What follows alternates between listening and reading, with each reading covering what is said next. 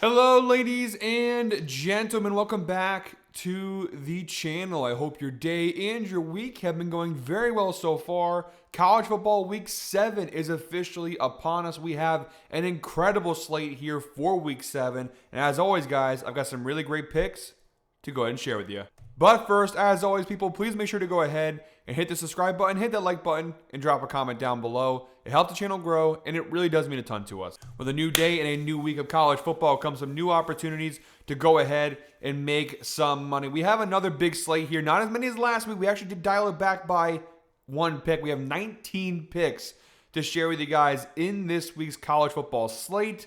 I tried to give you guys as many picks as I could for each individual game. Most of the big games are all covered. There's a couple here and there I skipped. Apologies to those who are looking for those picks, but we have 19. There's plenty to pick from in this week's video. Real quick, guys, before we dive into this week's big slate, we have to recap last week's big slate. We had 20 picks we handed out last week. Some say too many.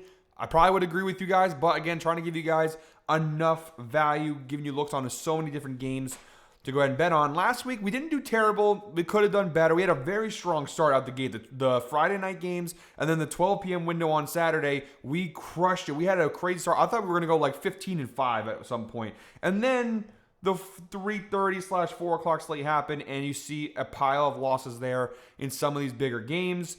We had the Texas game wrong, Penn State, a couple of big upsets in those spots against non-ranked teams. Luckily, we rebounded there with Texas Tech and Miami, and then we missed the TCU-Colorado over by 1 point. That would have been a nice kind of capitalizing on the moment pick there, but it is what it is. 11-9 last week. We barely went up anything. We basically broke even. It's totally fine. We are 53-37 on the season, though, so having a very successful year, cashing over 56% of our bets this season. We've been sharp, so let's go ahead and build on that momentum. Last week wasn't bad, but we can definitely do better. 19 picks here, plenty of opportunities to do better. Really excited to dive in. By the way, guys, check out the Fade Me store link down below in the description. We got all new gear, the Gambler collection, this new sweatshirt. I don't know if I'm from New England, I'm from Connecticut. It's cold here now. It's cold as fuck.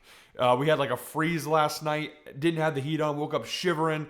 This definitely helps throwing this on, so make sure to check out that collection. Link down below in the description. With all that being said, guys, let's go ahead and dive into our Week 7 college football picks. Now, guys, because I have a billion picks to hand out, I'm not going to spend too much time on each and every single pick. We have to kind of fly through some of the ones that we don't need to spend too much time on. All right, guys, we have one Friday night game to go ahead and take a look at here in tonight's game. Today is Friday, of course.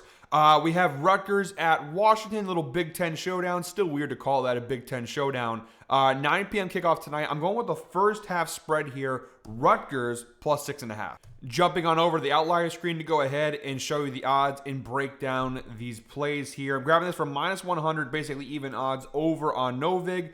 As always, guys, make sure to shop around for the best sportsbook odds available to you, because what's best for me may not be best for you. So Rutgers first half spread plus 6.5. This is clearly a situational spot. The actual spread for the entire game, I believe, is 10.5 on Washington's side. And I do like Rutgers, but I don't trust their defense enough to pick them the full game spread plus 10.5. Their defense has been very bad, which is kind of uncharacteristic for a Rutgers team. But you see here, tied 80th in the nation in scoring, tied for 68th passing yards allowed, 53rd in rushing yards allowed, tied for 123rd in yards per play. So very inefficient in the red zone. This defense has not been good, and definitely not good enough for me to go ahead and take them in a full spread. However, situationally, I do like them here first half. First and foremost, Rutgers coming off a bye week. Greg Schiano, in his tenure as the head coach at Rutgers, has been very successful off the bye, okay? Against the spread, straight up, a lot of good numbers there for Rutgers coming off the bye week, so big advantage there. You also have Washington, who just played a tough game against Maryland on the road,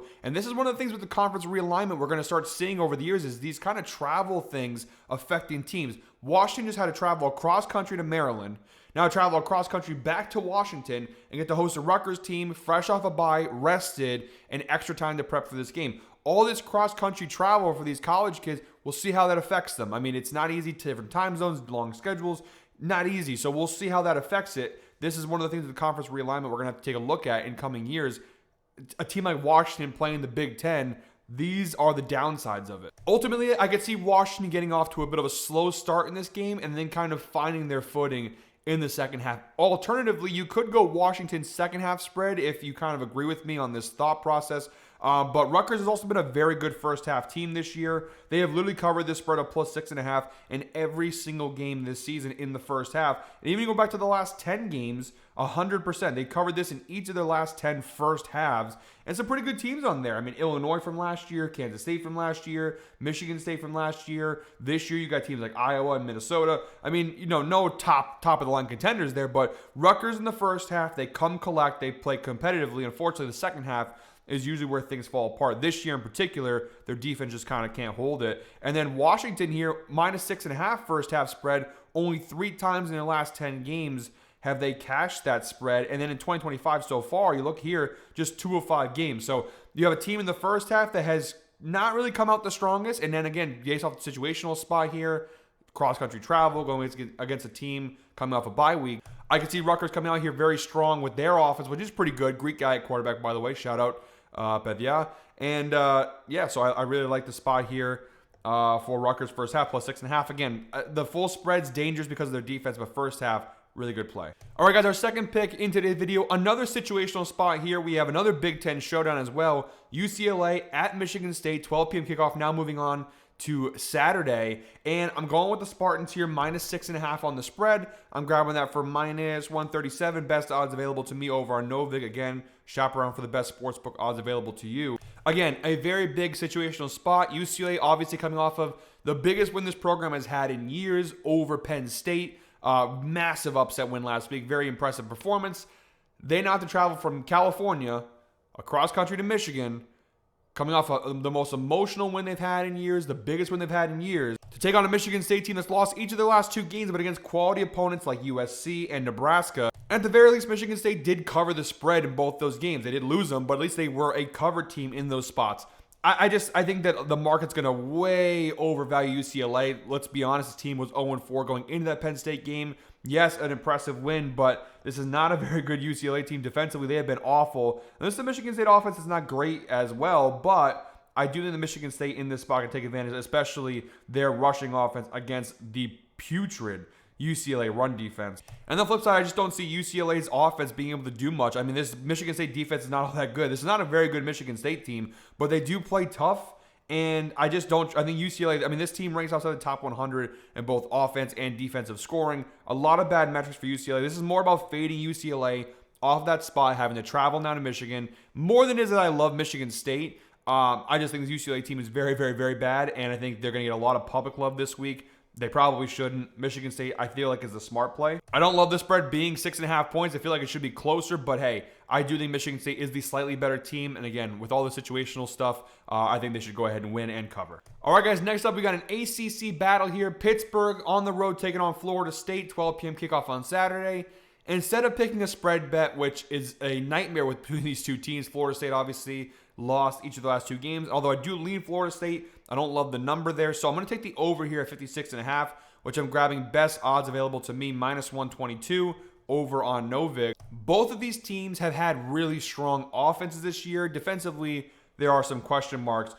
Just from an overall standpoint here, you see the over of 56.5 has cashed in 60% of Pitt's games and 60% of Florida State's games. You see 3 of the last 4 games for Pitt, the over has hit. For Florida State, a lot of overs there. The under did cash last week versus Miami, but it was close. A lot of high-scoring games for both of these teams now playing each other. I expect another high-scoring affair here. Look at Florida State's offense, 5th in scoring, 2nd best rushing offense, top 40 passing offense. On the flip side, Pitt, 12th in scoring. They have a very strong passing offense. Florida State's pass defense has not been all that great. I do think Florida State should win here at home in Tallahassee. I expect Florida State to score a healthy amount of points here, but I do think Pitt will score enough to contribute to this total. They had a very strong game last week against Boston College, scoring 48 points and crushing BC. They lost to Louisville, but they put up a pretty good fight in that one. So I think that Florida State will probably do most of the scoring. I trust Florida State's defense a little bit more than I do Pitt's defense, but I do think that Pitt will be able to score enough. I think this game could be something along the lines of like 41-27 Florida State, something along those lines. I lean Florida State spread, but I think the safer play right now is the over. I think you're going to see a ton of points scored in this matchup between two high-powered offenses. All right, guys, next up, continuing along with our 12 p.m. window on Saturday, we've got UCF at Cincinnati. I'm going with the Bearcats here, minus 9.5. And look, guys, to put it simply, I'm going with the team that's on the hotter run, has the hotter hand right now. The team is a little bit more proven against a team that's kind of been struggling. So when talking in this matchup, Cincinnati coming off of a couple big wins here. They beat Kansas on the road, a tight game, 37-34, but a road win nonetheless. And then last week, their biggest win of the season, they beat Iowa State at home, 38-30. So a very big win for Cincinnati last week. They also have covered the spread in 75% of their games this year. So a very good cover team, a good team overall at home, coming off these big wins. Some positive momentum coming into this matchup for Cincinnati.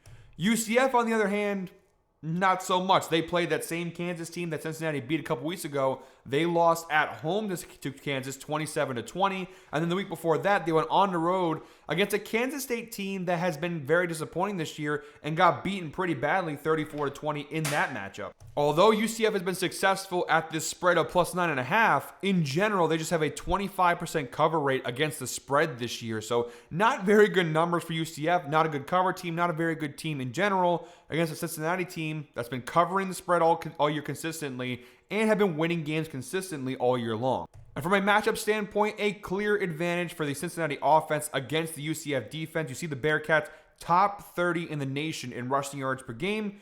UCF's defense tied for 84th in rushing yards allowed per game. Cincinnati second in the nation in yards per play. A lot of good offensive numbers, very good offensive line. They don't give up many sacks.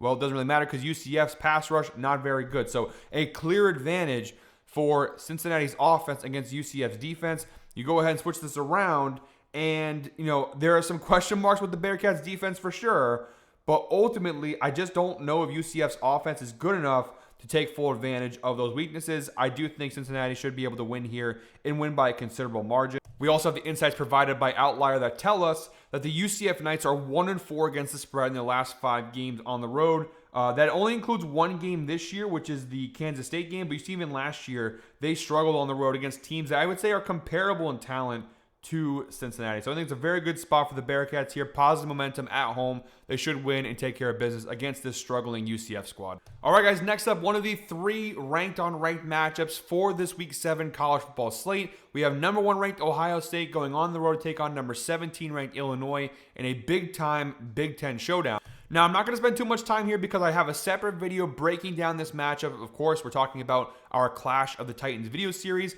I will have 3 videos this week. This video, actually, for Ohio State, Illinois, is already out on the channel. We'll also have 2 other Clash of the Titans videos coming out later today that we'll talk about when we get to those games in this video. But yeah, I already gave a whole video for this. I'm not going to spend too much time here. I will give a pick. We're doing Ohio State here, minus 12.5 on the spread. Ultimately, I just don't trust Illinois. That Indiana loss to me told us a lot of things about this team. And even in the following weeks, against teams like USC, like Purdue, this Illinois defense is not what it typically has been. And although offensively they are solid, they have some real issues along the offensive line. Not very good when you're going up against Ohio State, one of the best defensive teams in college football. So a lot of great numbers for Ohio State here. They're on the road, tough spot, but I think they should cover the spread of minus 12.5, which, by the way, is minus 135 over on Novig. If you want to hear more of my thoughts on this game, make sure to go ahead and check out that Clash of the Titans video. Again, the Ohio State-Illinois one is already up on the channel when this video comes out. The other 2 will come out later. And speaking of Clash of the Titans, I might as well just get this pick out of the way as well. This is one of the 3 Clash of the Titans games we're covering, so I'll have a separate video coming out in the afternoon today for this game. Alabama at Missouri, number 8 ranked Alabama at number 14 ranked Missouri. 12 p.m. kickoff on Saturday. I will give you guys a pick in this video, but again, for more of my thoughts, a deeper analysis into it, check out that Clash of the Titans video that will come out later today. I am going Bama on the spread here, minus 2.5. I'm grabbing that from minus 132. Best odds available to me over on Novig. I've seen a lot of people, a lot of sharp bettors have been backing Missouri here, and I get it to an extent. I shaved a point off, brought it down to 2.5. I think it's a bit of a better line. I know they're on the road. Bama, this is like their 3rd tough ranked SEC game in a row. But I don't trust Missouri. I don't think Missouri has been truly battle-tested, not in the way that Bama has been. I know people are talking about that as sort of a disadvantage for Alabama here, having so many consecutive tough SEC games in a row. And a lot of travel, obviously. They went on the road to Athens, Georgia, came home for the Vanderbilt game, now on the road for Missouri. I just think Alabama is that good of a team, and offensively, they should take care of business against this Missouri squad. Missouri, the toughest game of the year. Take your pick between South Carolina and Kansas, both non-ranked teams. And although I don't think Kansas or South Carolina are bad teams necessarily, again, Bama has now played Florida State, Georgia, and Vanderbilt. This will be their 4th ranked game of the season, although I know Florida State wasn't ranked at the time. This is their 4th ranked game of the season. So really tough schedule. This is a very heavily battle-tested Bama squad. I don't think Missouri has played a team anywhere near the caliber of Alabama. I think Alabama, with Ty Simpson, the way he's playing quarterback, that's enough of an advantage to go ahead and take care of business here against Missouri. So Alabama -2.5. Again, you want more of my thoughts, go check out that Clash of the Titans video when it comes out later on today. By the way, guys, we're about to hit the 16-minute mark in today's video. So if you are still watching at this point, thank you. I appreciate you. All of us at Guy Boston Sports appreciate you for sticking around and watching through all of our videos. It really does mean a lot. We put a lot of work into this. If you are watching at this point, please go ahead and comment 16 down below. Comment 16 if you're still watching the video at this point. Again, make sure to go ahead and hit the subscribe button, hit that like button, and drop a comment down below. Comment 16 if you haven't already. Again, thank you guys for watching through. I know these are long videos. It's me rambling for about an hour. I appreciate those who do actually watch through and stick around and listen to all the insight and analysis. It means a lot. And I figured we'll just get rid of all these picks out of the way. These ones, the Clash of the Titans picks, because obviously I'm not spending too much time on all of these. But Indiana at Oregon, game of the week, 2 top 10 teams, Big Ten showdown. I don't know why this is at 3:30 and not at like 7:30 at a primetime slot, but it is what it is. But I'm going Oregon -6.5. As you guys can tell, I do like a lot of favorites this week. I think there's a lot of good situational spots, a lot of good matchups where the favorites have the advantage. Am I wrong on some of them? Possibly, but I do love the favorites this week in a lot of spots.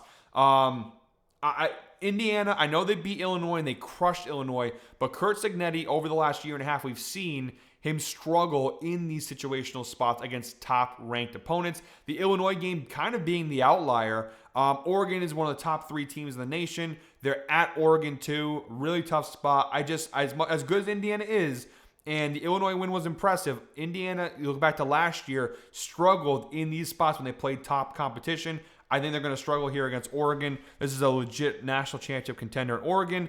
Indiana, a very good team, probably a playoff team by the end of the day, but I think Oregon is the better spot here. So at home, -6.5. They're coming off a bye week as well. They beat Penn State, big win on the road. They had a week rest and then get to come home and play Indiana. Indiana, who also had a bye week, but I think it's bigger for Oregon to have that bye coming off the Penn State win than Indiana. So I like Oregon a lot here, -6.5. And again, one last time, I'll mention it, and then we don't talk about Clash of the Titans the rest of the video. If you want more picks and more thoughts on this game, make sure to subscribe to the channel and check out this Clash of the Titans video when it drops later today. All right, guys, next up, another Big Ten showdown. We have Northwestern at Penn State, 3:30 p.m. kickoff on Saturday. And to me, it's obvious we have to keep fading Penn State. I'm taking Northwestern here, plus 23.5 on the spread, grabbing them for -125 over on Novig. There's just multiple things going against Penn State in this spot. First and foremost, the obvious. They've now lost 2 weeks in a row, and last week embarrassingly lost to a non-ranked UCLA game. James Franklin has typically lost in those big-time spots. That Oregon loss wasn't all that surprising. What was surprising is him not taking care of business against an 0-4 non-ranked UCLA team. That's usually where James Franklin makes his money. Unfortunately, this year seems to be a little bit different for Penn State. So back-to-back losses, they now have to travel cross-country. So they travel to California to play UCLA, now back from California back to Penn State to host Northwestern, and they're 23.5-point favorites. They're going to struggle. They got to just win the game at this point. You look at Northwestern, I mean, they've covered the spread of plus 23.5 in every single game. They did play Oregon, which has been their toughest test of the year. They did cover. They lost by 20 in that game, but you know, they did keep it close. I mean, even when they've lost this year, they've kept the games tight. I just 23.5 for a Penn State team that has not looked very good in the last few weeks. Cross-country travel, the weight of the world on them. I think they'll win this game. They should win this game, but I said that last week as well. I think 23.5 in a Big Ten conference showdown, it's a lot of points. To add insult to injury, Northwestern actually beat UCLA. Penn State did. So, I mean, I don't know how much that actually means. But, you know, this is a pretty solid Northwestern defense. They've got a really strong pass defense. They leave something to be desired with their run defense, but this is a pretty solid defensive team for the most part. Top 25 in the nation. in scoring. They're good enough defensively, I think, to keep this game close. On the flip side, offensively, there's not much to love on Northwestern except their rushing game, which, by the way, Penn State's weakness on defense has been their running defense. So I think between Northwestern's ground game mixed with their defensive strength, again, I'm not saying they're going to win the game, but 23.5 points for a struggling Penn State team traveling cross-country, back-to-back losses, I just don't really see them winning by this much. They got to win by 24 or more points. I just don't see it right now. It's smart at this point to fade Penn State until we see something change. 23.5 points, just far too many points for the Nittany Lions. So give me Northwestern here on the spread. All right, guys, next up, one of my favorite picks of the entire week. We have the Red River rivalry, one of the biggest games every single year. It used to be a Big 12 showdown. Now it is an SEC showdown because of all the conference realignment stuff. We have Oklahoma, who is a top 5 ranked team in the country, going up against a surprisingly non-ranked Texas squad. 3:30 p.m. kickoff on Saturday. I thought for sure this would be one of 4 Clash of the Titans videos this week, but then Texas lost to Florida and dropped out of the top 25. And so, unfortunately, I didn't get to cover this game more in depth. But, God, I love Oklahoma here. I love Oklahoma. I actually took an alternate line. I took a -2.5 Oklahoma, which was plus 112 on Novig. The actual spread is Oklahoma -1.5. I didn't add much. I added like a point to the spread here. But I love Oklahoma in this spot. I almost wanted to go higher than this, but I do think you have to be careful because everybody and their mother probably right now is fading Texas. Despite that, and despite Texas hosting the game, I just don't see how Oklahoma could not win this game and win it pretty strongly. Texas has been not impressive at all this year. What has Texas done, truthfully, that makes you go, wow, they can hang with Oklahoma here? They played 2 tough games. By the way, one of them ranked. They played Ohio State back in week 1, and granted, they kept it within a single score, but they lost. And then last week was their second toughest match of the year against, by the way, what was a 1-3 non-ranked Florida team, and they lost. They lost 21-29.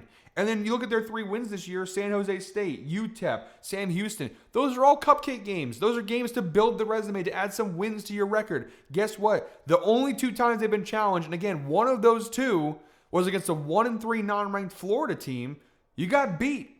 Arch Manning has not looked good in any way. He's been stat padding. Even the weaker games, he hasn't necessarily stat padded. He hasn't been very good. Their offense hasn't been very good. Their defense has been okay. There's nothing to really like about Texas. And Oklahoma comes into this game with definitely more experience. They beat Michigan at home. They beat Auburn at home. Now, I'm not saying they've had the toughest schedule in the world, but they have had a couple of big tests here, and they actually passed those tests. Big win against Michigan. Big win against Auburn. Oklahoma has risen to the occasion when called upon this year. Now they're on the road. John Mateer is what Arch Manning was supposed to be. One of the best quarterbacks, a Heisman candidate. John Mateer's been great. Brent Venables in this Oklahoma defense has been great, as they typically have been. But this year, they've finally figured out the offensive side of it. The passing offense has been phenomenal. They still need to figure out the rushing offense. It's still a work in progress. But I really love what I've seen from Oklahoma here. I know Texas' defense ranks pretty well, specifically, 5th in scoring, 30-30 against the pass, 11th against the run. But I think Oklahoma's offense is good enough, and I think Texas's offense is not good enough. Like Oklahoma, this team is 2nd in passing yards allowed, 5th in run. Their defense is so dominant. Oklahoma doesn't have to be great offensively to win. They just have to do okay.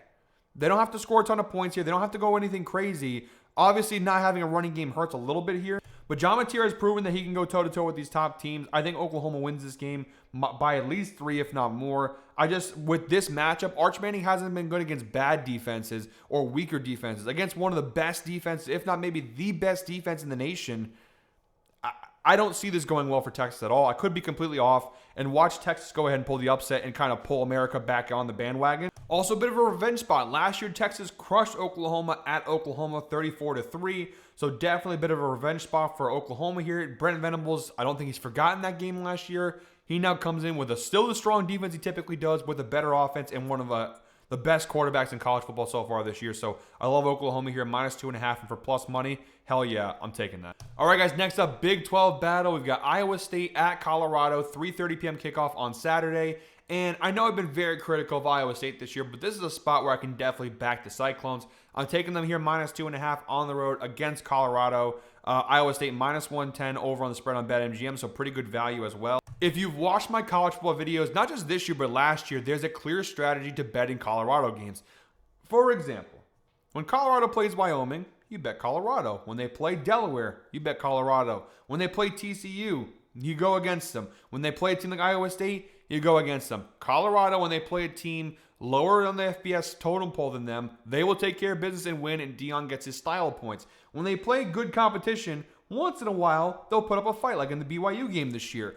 But in a matchup like this, I think Iowa State will roll. They've covered the spread of -2.5 in every game this year, except for last week's game against Cincinnati. This team has issues. They're nowhere near as strong as the Iowa State team from last year, but they're good enough, I think, to beat Colorado here on the road. Colorado has only covered the spread of +2.5 in 2 games this year versus Wyoming and versus Delaware, like I mentioned. And this next point I want to make, I want to be careful with how I talk about it because I want to be respectful. I am a Deion Sanders fan. I know the way I talk about him sometimes here, I don't seem like it. I loved him as a, I mean, obviously I was a little young to watch him play live, but I love watching his highlights. I love going back and watching his old games. He's one of the best players in NFL history. I love watching Deion. He's one of the most exciting players in NFL history. As a coach, I've been critical, and he's had some good moments, but overall, I think he's been a mixed bag as a head coach.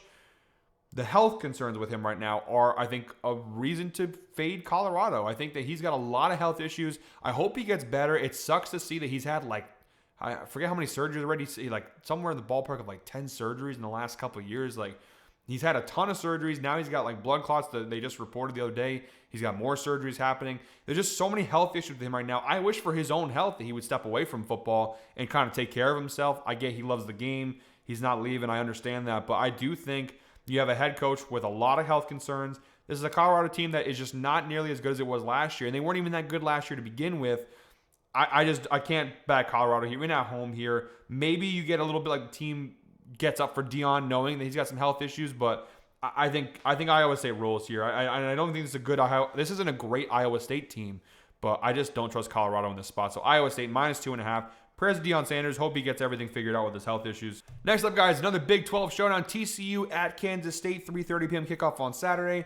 I'm going with the Horned Frogs here, -1.5 on the spread. We're grabbing that for -107 over on Novick. Look, I've been pretty impressed with TCU this year. They looked very, very strong. The only game where they lost this year was that Arizona State game. Arizona State, obviously, a top 25 team in the country right now, and they lost by 3. So it's been a very strong game. They beat SMU, they crushed Colorado, they beat UNC, which, I mean, I guess that really isn't a huge accomplishment at this point. What a mess over there in Chapel Hill. But TCU 4-1-1 against the spread in the last 6 games on the road, so pretty good marks on the road there. Overall, they've been a good cover team this year. They've covered the spread in 75% of their games, and you do see this was a push here in that Arizona State game. So pretty good marks across the board here for TCU. Good cover team. Kansas State on the other side, not terrible, I guess. 40% cover rate against the spread. They're coming off a very tight loss to Baylor last week.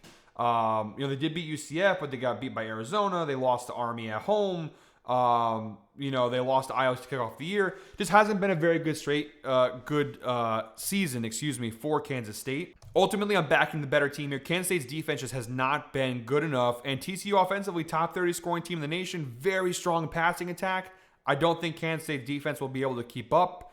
Pretty big problem there. On the flip side, yes, TCU's defense hasn't been great, but Kansas State offense has not been good enough either. Again, I don't think Kansas State offensively is good enough to take advantage of the weaknesses that are in TCU's defense. So I think it's a close game. I think the spread's pretty accurate, but I do think TCU's offense has the clear advantage. I think they're the best unit on the field. If you look at the TCU offense defense, Kansas State offense defense, TCU's offense is the best unit on the field. I do think that matters in this spot, so I like Kansas State on the road. TCU, on the road against Kansas State. Biggest advantage for K-State is the fact that they have home field advantage here, but I don't think that means too much. I think TCU is the better team, better form, better momentum.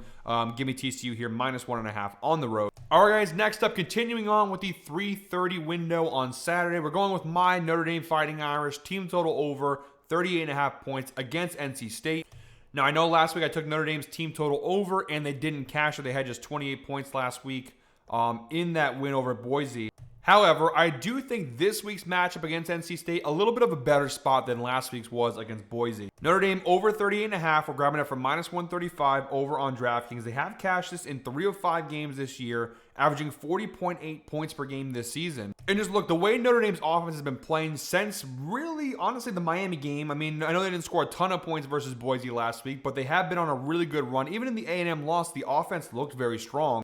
I think they have a clear advantage over this NC State defense. NC State right now tied for 77th in the nation for points allowed. Notre Dame, top 15 scoring offense in the nation, 25th in passing yards per game for Notre Dame. NC State almost just barely inside the top 100 for passing yards allowed per game. There's obviously a clear advantage there. NC State, nothing really to talk about. They have no pass rush. They don't force turnovers. They're tied for 87th in yards per play. The only real area they're halfway decent, they have an okay run defense, 57th in the nation, giving up 131.8 rushing yards per game.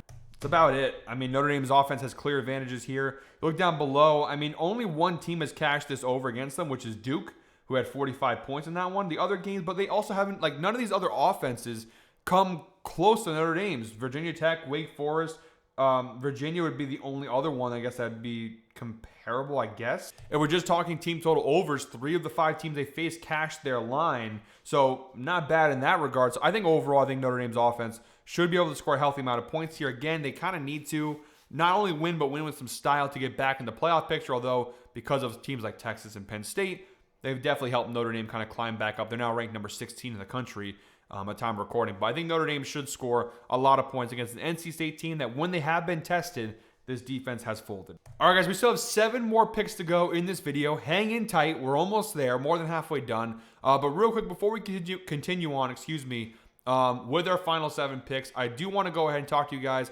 about the sponsor of today's video, Novig. Guys, if you have not dabbled into peer-to-peer exchanges, you are absolutely missing out. Using Novig allows you to get unbeatable prices and lines on just about every game. Why? Because it is other users setting the lines, setting the odds. You are competing with other users, not the big books. Peer-to-peer is growing at an absolutely crazy rate. You don't want to be late to this. Sign up for Novig today using the link down below in the description as well as the pinned comment, and you'll get a nice sign-up bonus of up to $50 as well. Check it out. It operates just like your normal sports book, just with better lines. As you've seen in this video, a lot of the lines I've given you guys have come from Novig. They have a lot of great lines, a lot of even NFL, college football, some of the best lines you can get on the market. So check out Novig. One more time, link down below in the description or the pinned comment, and you'll get a nice sign-up bonus of up to $50 as well when you use that link down below. Special thank you to Novig for sponsoring today's video. Now, let's get back to the show. All right, guys, now moving into the later slate on Saturday. We got a pretty good slate after 7 p.m. here, starting off here with a Big Ten battle, Iowa at Wisconsin. I'm going with the Badgers team total under 18.5. Now, I did consider going with the actual under, which I believe is 37.5. Not a bad play at all, but I definitely like Wisconsin's under 18.5. I'm grabbing that for -150 over on DraftKings. And the data is very strong here. Wisconsin has cashed this under in 4 of their 5 games this year, averaging just 18.6 points per game this year. And those numbers are skewed because they had 42 points back in week 2 against MTU. Besides that, every other game that cashed this under, and you look at the last 3 games, Alabama, Maryland, Michigan, all defenses, not even Alabama's really, more Michigan and Maryland's, are defenses that are in the same ballpark as Iowa. Iowa, one of the best defensive teams in the nation, but honestly, before we dive into where Iowa ranks defensively, even looking at the last 10 games, Wisconsin, dating back to last year, has cashed this team total under in 8 of their last 10 games, averaging 16.1 points per game dating back to October of last year. So really good numbers across the board. And from a head-to-head standpoint, last year, Iowa crushed Wisconsin 42-10. I also do want to mention I do love Iowa on the spread here, -2.5. I didn't pick them just because that Iowa offense has been very, very bad, and I have some concerns there with Iowa's offense. But honestly, there are a couple good plays here. Iowa -2.5, not a bad play. The under 37.5, not a bad play, although last year, obviously, the under did not hit. And of course, talking about Iowa's defense here, one of the top 20 scoring defenses in the nation, 4th best defense against the run, 37th against the pass. A lot of great metrics here. And honestly, the numbers are not as great as they could be because of a couple of games, like against Indiana, who had 20. Rutgers had 28 against them. But overall, this is still a very strong Iowa defense. Iowa State only had 16 points. They held UMass to 7, which isn't that impressive. But ultimately, it's a mix of Iowa's defense along with Wisconsin's offense. Wisconsin offensively right now 121st in the nation in points per game. That's just not good enough against Iowa here. We've seen some really good, strong offenses like Indiana's struggle to consistently score points against this Hawkeyes defense. Wisconsin 96th in passing yards per game, 117th in rushing yards, tied for 127th in yards per play. The offensive line has been very good. There's just not enough good numbers here for Wisconsin's offense to lead me to believe they can overcome a stout Iowa defense. Expect a rough game here, a very low-scoring game. I think Iowa wins this one very narrowly, like 13-10 or something along those lines. But I don't see many points being scored by Wisconsin in this one. All right, guys, next up, another 7 p.m. kickoff. This one over in the SEC. We have Florida at Texas A&M. I'm going with the under, surprisingly, 48.5, which I'm grabbing for -119 over on Novig. Again, shout out to Novig, the sponsor of today's video. A lot of people are backing the over here, but I think there's a lot more numbers to support the under than there is the over. First and foremost, the unders have been cashing in the majority of Florida's games this year. You see, up until last week versus Texas, all their previous games, minus maybe the LIU game, had gone under. So pretty good numbers here, 60% hit on the under of 48.5 in Florida's 5 games. For A&M, you have seen some overs, but in each of the last 2 weeks, you've seen the under hit. Now, Florida offensively this year, they have not been very good, but the one area they have been consistent in is their defense. Top 25 scoring defense, 26th against the run, 48th against the pass in terms of yards allowed per game. Pretty good metrics across the board now. Now, A&M's offense has been good, but I do think Florida's defense can neutralize them to a degree. And on the flip side, Florida's offense has been an absolute mess this year. And although A&M doesn't have necessarily an elite defense, they are good enough in this matchup against a Florida offense that struggled to hold them to limited points. It'll be an interesting one in College Station, but I do think that there's going to be a hard time scoring points on both sides. We might even get close to this total, but 48.5 to me makes a lot of sense. Typically, look at the history. When these two teams get together, they are usually higher scoring games. But again, based off of Florida's offense and how they've struggled, how good Florida's defense has been, and again, A&M's offense is not bad by any means, but I don't know if it's good enough to overcome this Florida defense. I just think the under is the better play here. Next up, guys, we have a pretty underrated matchup here in the Big Ten. We have Michigan at USC, 7:30 p.m. kickoff on Saturday. I'm going with the Wolverines here on the road, on the spread, plus 3.5. Now, obviously, that cross-country travel makes things a little tricky. We talked about that multiple times in this video. That's a huge disadvantage here for Michigan. USC also coming off the bye week, so they've lost to Illinois at Illinois. They didn't had a week off, came home, recouped, made adjustments. Now they're at home hosting a Michigan team that came off a very strong win last week over Wisconsin. But again, they don't have that break. They don't have to go on the road, travel cross-country against USC. So there's definitely some numbers against Michigan here, but ultimately I trust Michigan more as a football team against USC. And you're giving me points here, plus 3.5. Grabbing that for -128 over on FanDuel. Michigan has been tested this year. They've had a couple of really good games. They lost to Oklahoma early in the year at Oklahoma, but that was a good early season challenge for true freshman Bryce Underwood and this team. Since then, they look pretty good. They beat Nebraska at Nebraska, a really tight battle there. Again, they beat Wisconsin pretty handedly last week. USC, meanwhile, they've had 2 games you can call real challenges, which are Michigan State and Illinois. But again, Michigan State, we talked about them earlier in the video, non-ranked team. The toughest team they played so far this year was Illinois, and they lost that game. Now, it was a close game on the road. Illinois coming off a really bad loss to Indiana. They beat them at home narrowly 34-32. But that's really the only big win, and it's not even a win. That's the only big game USC has had. They don't really have an impressive win. Michigan at least has that Nebraska win in their back pocket, technically. Look at strength of schedule here. Michigan right now tied for 17th in the nation. USC tied for 74th. Not all that impressive. In terms of strength of victory, Michigan tied for 13th. USC tied 46. A lot of pressure on freshman Bryce Underwood in this spot, but I do think he can make big-time plays when called upon. Both offenses have been pretty decent. I think, obviously, USC's offense has been one of the best in college football. We'll see if Michigan's defense can slow them down. Big matchup here, obviously, is Michigan's pass defense against USC's passing offense was one of the best in college football. A lot of numbers actually do point to USC in this game. The more I'm talking about, the more I'm like, man, USC has a lot of advantages. I just ultimately don't trust USC in this spot. I don't know what it is. They kind of remind me of LSU in that way, where it's like they're a good team, a lot of good numbers. They should win more of these games. But USC in the Lincoln Riley era, when they play in these big time spots, whether it be at home or on the road, they've come up short. I trust Michigan more. Honestly, I do. They've got a lot of things against them here, and this isn't Jim Harbaugh. If it was Jim Harbaugh, I think you'd see a completely different outcome. But I do think Michigan is a slightly better team. They're a little bit more challenged. I think defensively they can step up and make enough plays to slow this USC offense down. And again, who has USC played defensively? The reason their numbers are so high is some of it's the challenges, the contests they've played. Illinois' defense is not what it used to be. We talked about that way earlier in the video. We talked about the Ohio State-Illinois game, right? This Illinois defense, not what it used to be. Michigan State's defense, not very good. Purdue's defense, you go down this list, they have not played a good defense yet this year. This is far and away the best defense they've played.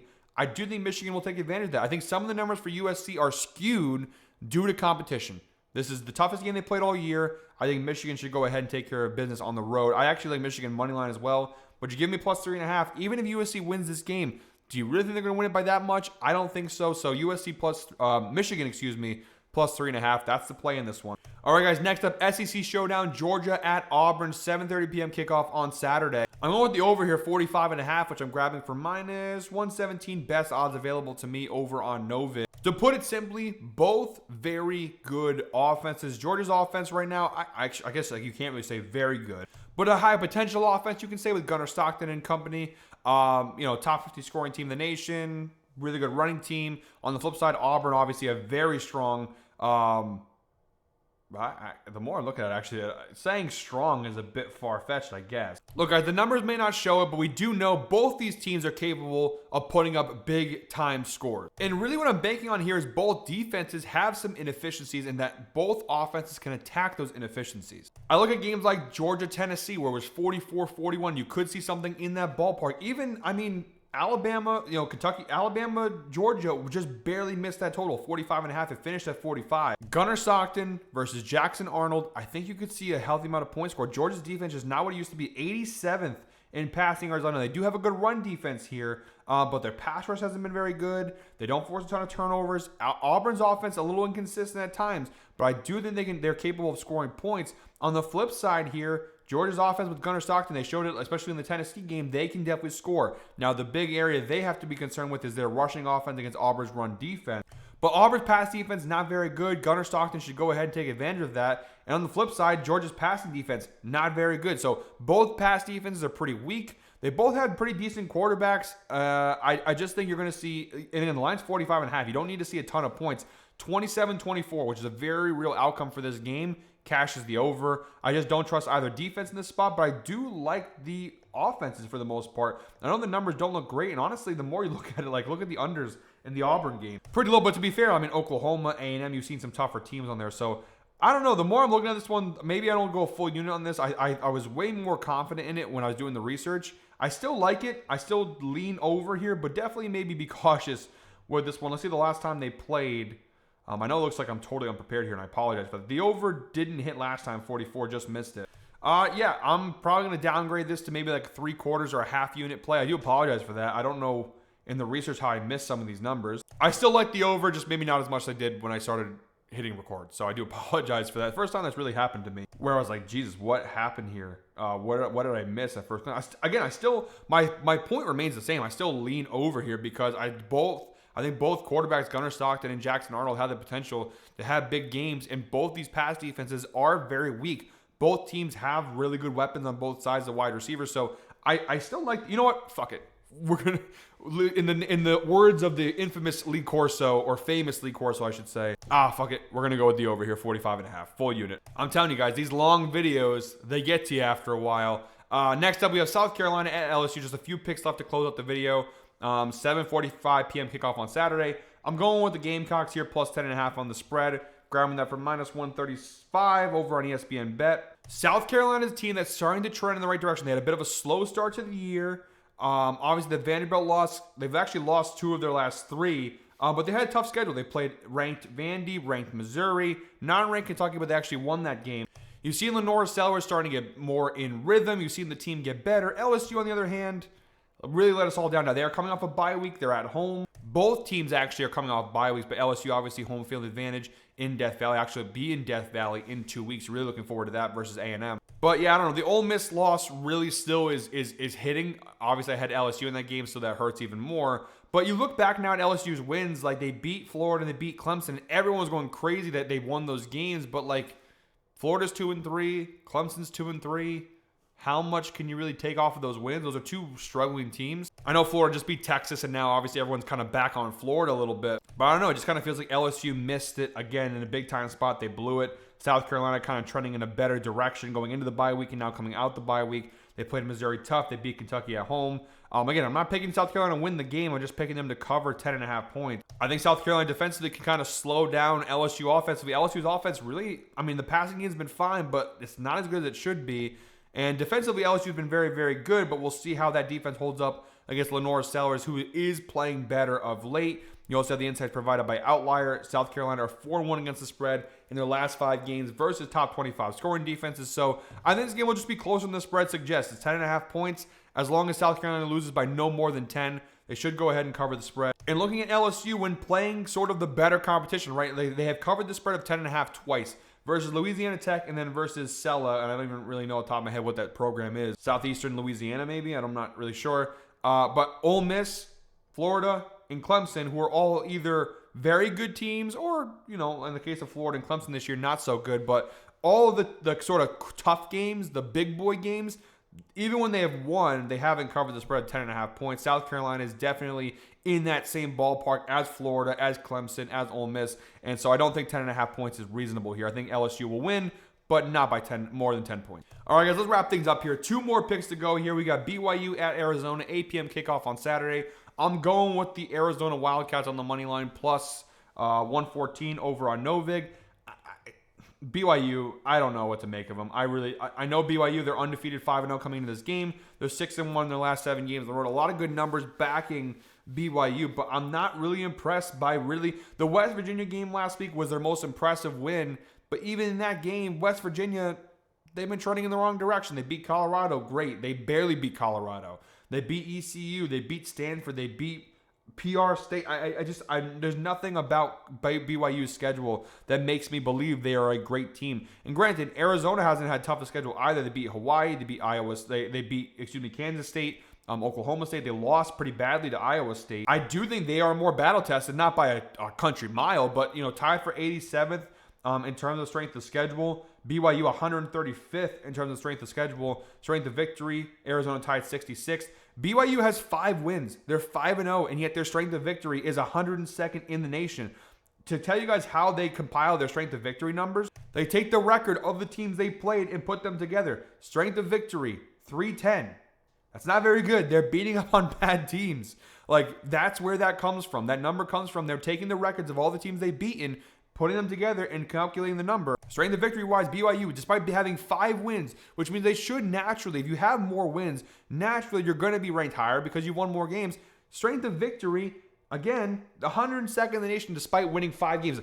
They beat Eastern Carolina, and they have a better strength of schedule than they are, better strength of victory. This BYU, we're just kind of doing the same song and dance with BYU now at this point where it's like they beat up on the bad teams, and they do occasionally win some bigger games, but I just don't think they're going to win this one. Arizona at home, home field advantage. They have been way more battle tested. They played the likes of Iowa State, a ranked team. Yes, they lost in the game, but they did play them and played hard. Arizona has a legit defense, has played some decent offenses here. I think they can slow down BYU's offense. On the flip side, BYU's defense looks pretty good, but again, look at the offenses they played. Arizona has a top 25 passing offense playing, and I know we talked about Kansas State's defense, not what it used to be, but they played Iowa State, Kansas State, Oklahoma State. These aren't great teams either, but they are better than some of the teams that BYU's gone against. The BYU defense, I don't think it's as good as the numbers show. I think Arizona will win this game. So and you're getting plus money for it too at home, like the spot. And then last but not least, finally, guys, our 19th pick in today's video. We have Arizona State at Utah, 10:15 p.m. kickoff. I'm going with Utah here, minus 6.5. You guys know I've been all over Utah all year long. Sometimes it's been really good for us. Other times, like the Texas Tech game, not so much. But that's the only hiccup in the year. They've killed every other team they've played so far this season. Now, Arizona State is the second toughest team they've played so far this year, next to Texas Tech. And then you see the insight provided by Outlier here. The Sun Devils are 6-0 against the spread in the last 6 games versus top 25 scoring defenses. A lot of good numbers here for Arizona State, for sure. Both teams coming off of bye weeks, but I think on the road here at Utah, this team, I know the numbers say otherwise, but this Utah defense is legit. I think Arizona State offensively, which has been pretty good, and their run offense in particular has been very good.